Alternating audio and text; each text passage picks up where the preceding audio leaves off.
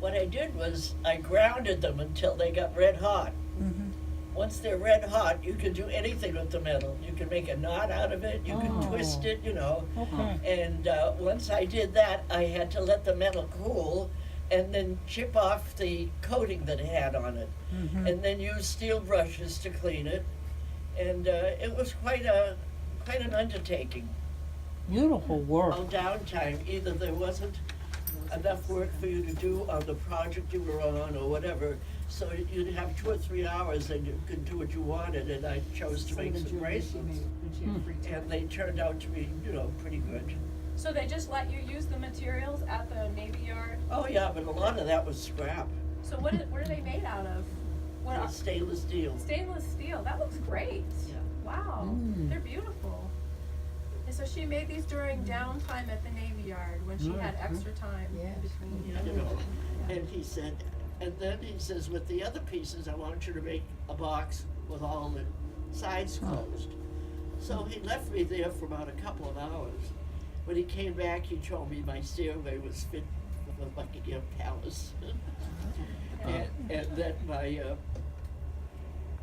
Your box was fit for her jewels. for the Queen's jewels. Yeah, that's a great line, So isn't it? So I guess she did okay. So they hired me. Oh, You know, I knew they were trying and testing me at every level. And I think I'm most proud of the fact that I never let them down. I always did a top-notch welder, and then you can be a pipe welder, which is another degree. Because you gotta get over that pipe and make sure that that seam is shut. Oh, Yeah. that's more difficult than working on it's ships? a story because although, you know, some men welcomed the women coming in, but a lot of them felt we were taking their place, that we couldn't do as well, this and that. So I was tried and tested in any way possible, and I always came out on top.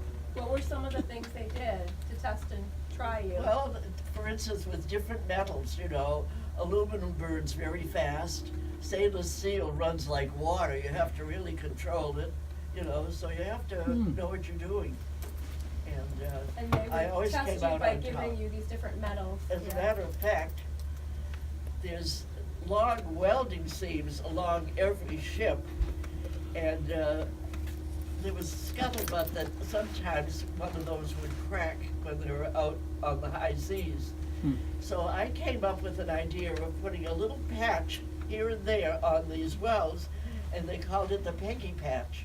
The Peggy patch. Yeah, and my boss was so thrilled to think I had thought of that, that he was gonna tell the brass, they call them the brass, about it, but he died that weekend, and so nothing ever came of the Peggy patch. Ship. Hold the bottom part and the top part and seal the sides. And what were you working on? You were working on big ships, and you said submarines too, right? Well, I was the only woman that ever worked on a submarine. So I she made passed, submarines. they gave me, my boss came one day and said to me, I want you to do something for me. So he had 3 pieces of metal, and they were all different. One was stainless steel, and I don't know what the others were, but anyway, he said, I want you to make me one piece out of these 3 pieces. So I did. And I said to him, well, what's that all about? He said, well, we're gonna take it to the machine shop and put a stress test on it. So they did, they put it on, brought it to the machine shop, put a stress test on it, and it went way beyond what they expected. So that's how I got to work on submarines. Wow. So I read that there was still an expectation that even though women were working men's jobs, they still had to maintain their femininity. Yes. And actually makeup was not rationed. It was one of the things during the war that they did not That's ration. right. Because it was so important that women maintain their femininity. Can you talk about what that meant to you at that time?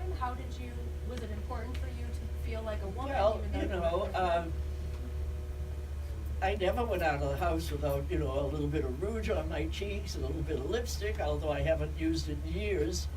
But in those days, you know, you wore eye makeup and you made your cheeks rosy, and your nails were always done, you know, perfectly, so you had an image to keep. And I What- think that if we let that go and we lifted our helmet and they saw somebody with lovely hair and didn't look good, it would have been a slap, I think, to the welding Huh. that women did. And you went on to have a family and be a mom and a homemaker. How did you balance that with your career? As a- Well, I mean, that happened after the war was over. So how did your I life married change? after the war was over. So how did your life change when the war ended? Well, it meant looking for another job because we were all out of work. They told us we were all through. And I ended up working at Raytheon. I don't know if any of you ever heard of it, Raytheon. Mhm. I worked at Raytheon where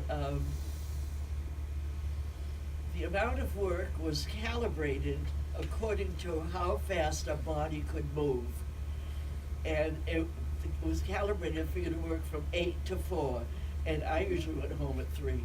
Maybe man too, that hesitate to try something new, they're afraid, and I was never afraid. They wanted me to try something, I was rare. Mhm. So I was never afraid.